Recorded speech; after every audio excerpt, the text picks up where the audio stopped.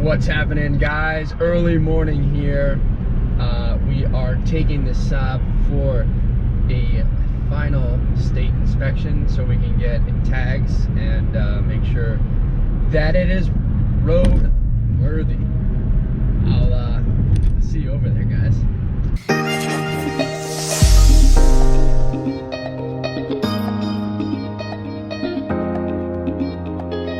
Alright guys, welcome back to the channel here. As you saw, I took a little bit of a break. I didn't get back on the camera after I went into inspection with the Saab, and I'm going to tell you why right now. I made a couple little mistakes, and this is why I want you guys to know what to do in the state of New Jersey. So here it goes. First things first, if you're buying a salvage title in the state of New Jersey, within 10 days of that invoice, I was out of town unfortunately, so I paid a little bit of a premium. They fine you a couple bucks. It's like $20, not a big deal. Within 10 days, transfer that title into your name in the state of New Jersey. They're also going to charge you sales tax, and then on top of that, they'll charge you sales tax based on what you paid for the car. And then on top of that, it's $200 for an inspection, okay? Then what they do is that you, on the paperwork that you fill out for everything for the inspection station, they'll sign on it noting that you paid. And when you call them, you'll have to fax over your Jersey salvage title and that form, allowing them to know what the car is and that you paid and all the information that they need from those documents. From there, you schedule the time for inspection. Make sure you're there on time. You show up, you give them the car, you open the trunk, you open the hood, they send you in the other room, and they inspect the car and the documents. Here's the documents. There's 6 pictures of the car, front, back, and then of course the quarter panels on each side. Driver side, passenger, front and rear. So 6 pictures, just kind of giving an actual all-around 360 view of the car, of the before pictures of what the car looked like from the accident to the after. Okay, they want to know what the car looked like when you got it and what it looks like today after the repairs were made. This, of course, just, you know, all for the records. Next up, make sure that all of your receipts that you get from a junkyard or from another individual that's selling you parts has the actual VIN number of that car on that invoice, okay? In my instance, the junkyard didn't send me the invoice with the VIN number, so one of the reasons why I failed was that. So I had to get that document fixed up from the junkyard, okay? And of course I had you know, the shipping label and everything with the records, you know, letting them know that it was shipped, you know, freight to my location.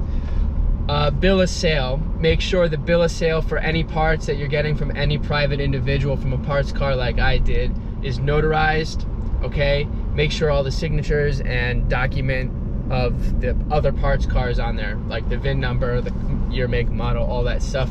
Just kind of like any other bill of sale, but of course in this situation, list the parts. They want to make sure that all the structural parts, fenders, hood, radiator supports, those are the things that the state wants to see written on the bill of sale. If you're getting like a headlight or something, they're not too concerned over that as much as they are the structural components. However, make sure that it's listed on there if that's the case. Also, they don't really care about hoses and stuff. So I mean, if you're getting a massive invoice from a company, like for me, I bought the radiator and AC condenser from an online company for the Saab, okay?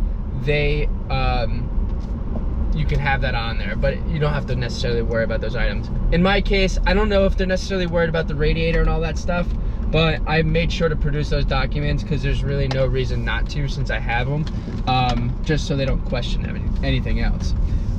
From that, the last thing is statement of work, okay? If you have a company that's doing the statement of work and they're invoicing you the hours, I don't believe you have to have it notarized because it's an actual legitimate company invoicing you for the work that they've done. So there's really no questioning on the behalf of the state of New Jersey of like, is this legit? However, in my case, again, the statement of work, I did the work. So in my statement of work, I noted that I did the work on the car and that I did not hire any outside vendors to support any of the repairs that were done. That needs to be signed by you if you're the one that did the work, like I did in my case, and that needs to be notarized. Okay, I forgot to get mine notarized, so I had to get it notarized. That was another reason why I didn't pass. Okay, I passed the structural inspection of the vehicle. It is roadworthy, so I don't need to bring the car back at this point for them to pass me on the inspection. Just need to produce those few pieces of documentation that they needed notarized, and of course the VIN numbers on. So those are the main things to take away from when you're getting a state inspection.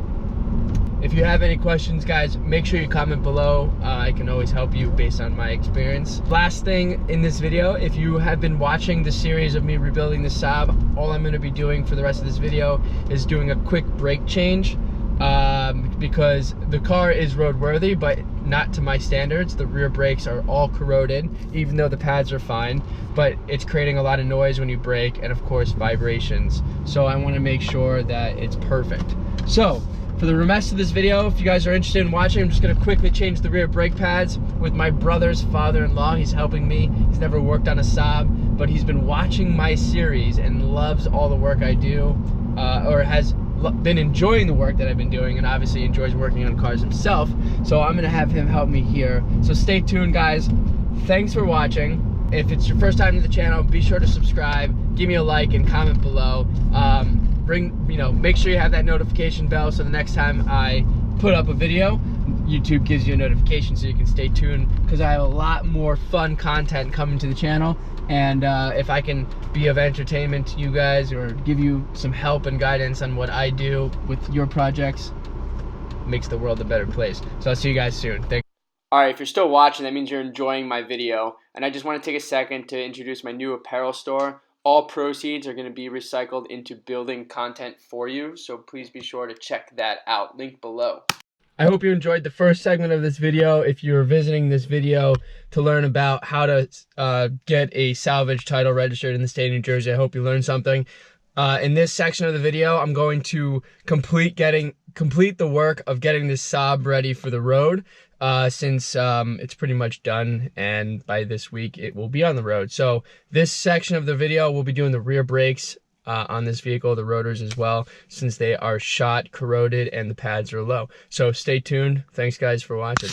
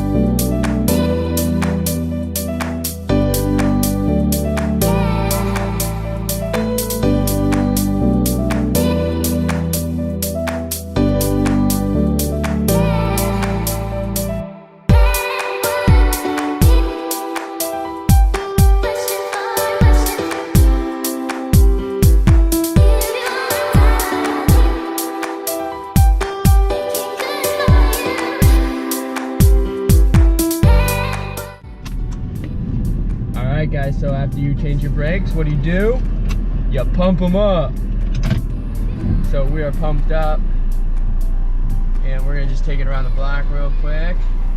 Brakes are working nice, and yeah, so we're roadworthy now. We're just gonna get this thing aligned because it needs an alignment. When I go 75 plus, or even 70 plus, maybe even 65 plus, you're getting vibration, which isn't surprising. Figuring that this thing was, forklifted a couple times and pushed around a lot for a couple months. So it definitely needs to get fixed. And of course the accident. So all those things combined will create an alignment issue. So we're gonna get that done. And as soon as it's done and I get, you know, tags put on it tomorrow, we are done and ready to go.